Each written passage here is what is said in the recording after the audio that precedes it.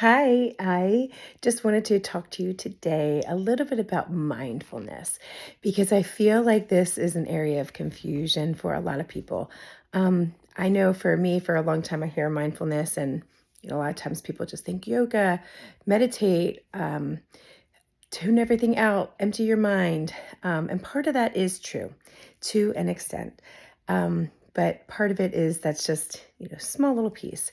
So, really, when we're doing mindfulness practice, we are really trying to focus on specific parts of our body. A big part of it is just really it's that internal awareness, that interoception, understanding what a heart rate feels like, and that when my heart is beating this fast, it might mean that this is a sign of stress or it's a sign of calmness. Or if my breathing and my breathing is getting really fast, and so that might mean that I am starting to feel stressed or anxious about something. Having that sense of awareness of what's going on the inside of our body is a huge part of emotional regulation, as well as relieving stress and anxiety. It's good for our body. It's just good for our overall mental health.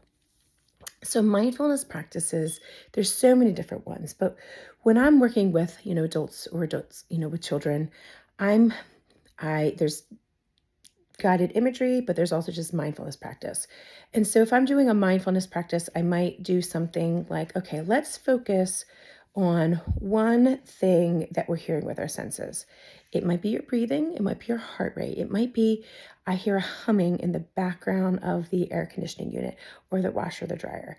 And so I might have them close their eyes and I might have them focus on just that one sensory experience, right? And we want to focus really hard just for maybe it's a couple seconds, maybe it's 30 seconds, maybe it's a minute, but really focusing on just that and nothing else. And so we can work then on really just trying to get our body regulated. We're working on trying to shut out all those extraneous sensory experiences that might be triggering. It's going to really help us to improve our focus, our attention, and also that internal awareness. And then we have guided imagery, which that's a little bit different, but it's still a mindfulness practice. And so I like to think about that as, when you're walking outside, what are all the different things that your body is experiencing? So what is it that you're hearing? What is it that you're seeing? Let's really focus our senses. And we're trying to improve that sharpness in our senses, right? We're really trying to improve our attention to some of those different things. And then how do those things make us feel? Because so many times we don't really know what those triggers are. And so when we're walking outside, okay, I hear the tweeting of the birds. I feel the warmth of the sun on my skin. Okay, I hear the crunching of the branches under my feet as I'm walking.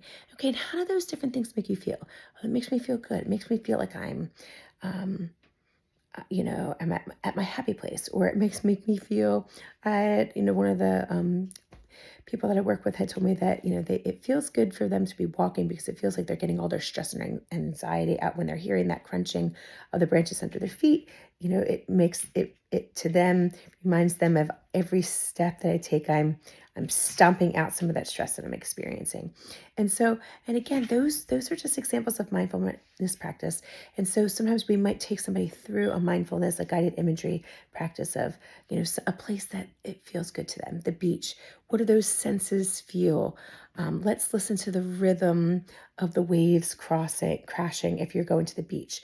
Let's let's watch for the dolphins coming out of the water at a very rhythmical rate, because there's something about rhythm that is also very organizing for our body.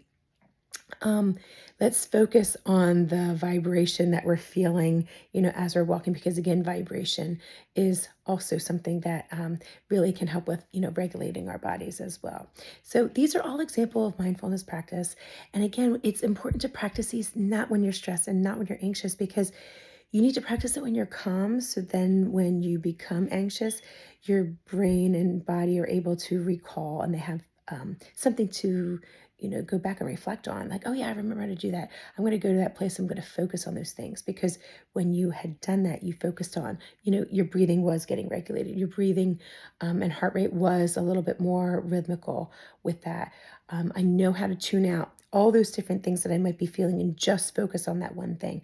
So you'll be able to implement it easily. But you're also, when you're a little bit more aware of, okay, this is what my heart rate feels like, when I'm calm, you're going to also be able to identify, oh, my heart rate's starting to, increase. I'm starting to get stressed.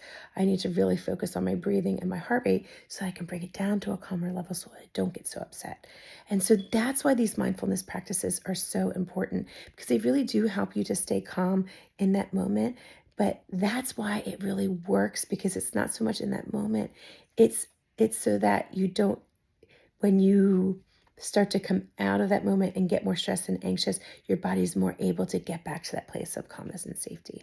So I hope that gives you some ideas as far as mindfulness practices and guided imagery and what that looks like, and how you can incorporate this at home and in therapy sessions.